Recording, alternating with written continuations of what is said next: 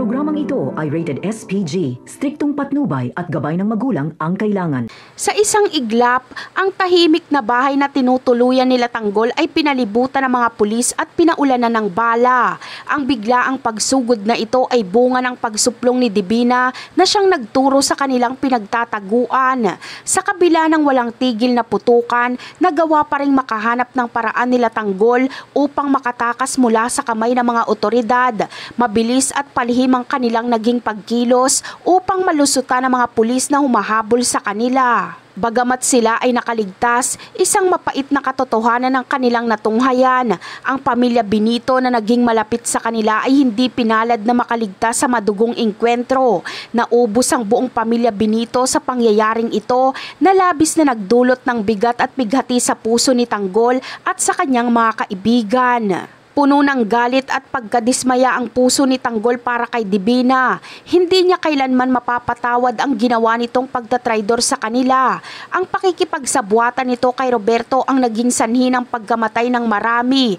Kabilang na sila Mang Andoy at ang asawa nito.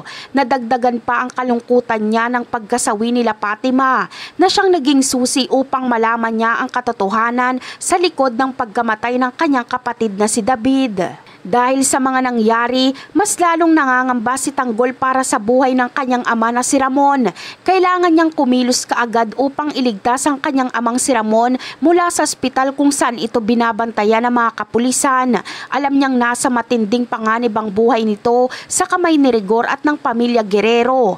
Bawat segundo na lumilipas ay maaaring maging huli para sa kanyang ama. Hindi magiging madali ang paglapit ni Tanggol sa ospital. Mahigpit ang seguridad at nagkalat ang mga pulis sa bawat sulok ng gusali na ginagawang halos imposible ang kanyang planong pagtakas sa ama. Ang bawat pinto at pasilyo ay tila may nagbabantay. Isang malaking hamon para sa kanya na makapasok nang hindi napapansin at mailabas ang kanyang ama ng ligtas. Sa gitna ng kanyang pag-iisip ng paraan, isang hindi inaasahang tulong ang darating mula kay Ponggay. Bagamat isang pulis, batid ni Ponggay sa kanyang puso na hindi masamang tao si Tanggol. Nauunawaan niya na ang lahat ng ginagawa nito ay para sa paglaban sa tama at paghahanap ng hustisya.